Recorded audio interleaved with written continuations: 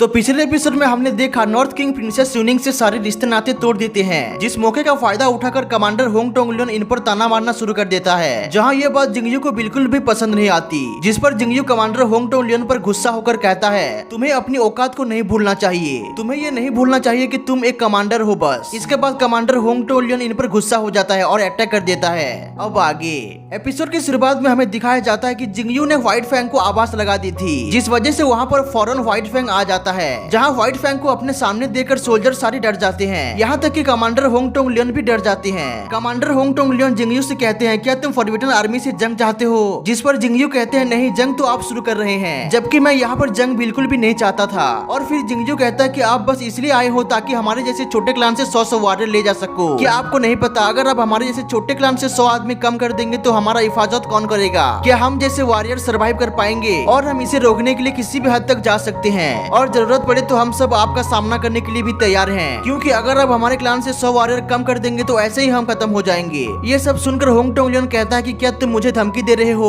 तुम्हें क्या लगता है, क्या मैं तुम्हारी धमकियों से डर जाऊंगा? जिंगयू सोचता है कि इससे पहले मामला आगे न बढ़े, इसको कंट्रोल करना जरूरी है, क्योंकि वो जानता है अगर ये जंग एक बार शुरू हो गया तो बेमतलब नुकसान हो सकता है। इसके बाद कमांडर होंग टोंगलियन भी हार नहीं मानेगा, क्योंकि वो अपनी इज्जत को नुकसान नहीं पहुंचाएगा। ये सब सोच के जिंगयू कमांडर होंग टोंगलियन से कहता है, नहीं मास्टर, हम आपको धमकी नहीं दे रहे हैं, हम जानते हैं कि हम लोग छोटे फैमिली से हैं और हम आपको हरा नहीं सकते, लेकिन अब ज्यादा मजबूर करेंगे तो हम लोगों के जंग के सिवा और कोई रास्ता नहीं है। इसके बाद कमांडर होंग टोंगलियन कहता है, फिर तुम क्या करना चाहते हो? तुम्हारा मकसद क्या है? तभी जिंगयू कहता है कि मेरे पास एक रास्ता है जिस पर जंग भी नहीं होगा और हम दोनों खुश हो जाएंगे, लेकिन इसके लिए मैं चाहता हूँ कि आप और हम अकेले में बात करें। यहाँ पर कमांडर होंग टोंगलियन जिंगयू के पास जाने ही वाला था, तभी जियांग जो उसे रोक देता है और वो कहता है, मास्टर आप मत जाइए, इसमें जिंगयू का कोई ना कोई चाल होगी। कमांडर होंग टोंगलियन कहता है कि मुझे जिंगयू के पास जाना ही होगा, क्योंकि इसके अलावा मेरा कोई रास्ता नहीं है। और ये कहते ही कमांडर होंग टोंगलियन जिंगयू की तरफ जाना शुरू कर देता है। तभी पीछे से जियांगजू कमांडर के पास जाता है और उनको कहता है, मुझे ये जिंगयू नाम का लड़का बिल्कुल भी पसंद नहीं है, अगर आप इस लड़के को मारने के लिए मुझे मदद करेंगे तो मैं आपको 20,000 टेल्स दूंगा। जो सुनकर कमांडर होंग टोंगलियन काफी ज्यादा खुश हो जाता है, क्योंकि ये पैसे काफी ज्यादा होते हैं। जिसके बाद कमांडर होंग टोंगलियन जिंगयू से कहता है, तुम फिक्र मत करो, ये काम मैं जल्दी ही निपटा दूंगा।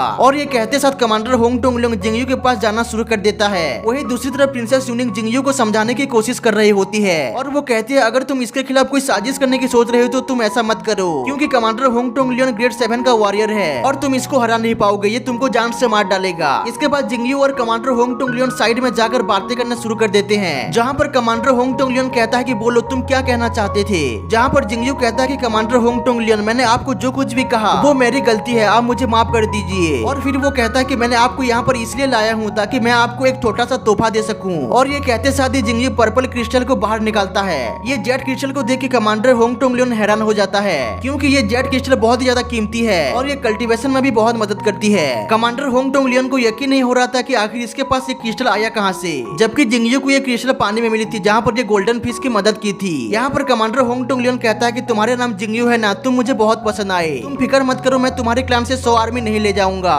जिसके बाद जिंगयू कहता है कि नहीं नहीं, आप सिर्फ मेरे क्लान से नहीं बल्कि आप यहाँ पर मौजूद सारे क्लान से 100 आर्मी नहीं ले जाओगे। और दोस्तों, यहाँ पर इसी के साथ ये एपिसोड खत्म हो जाती है।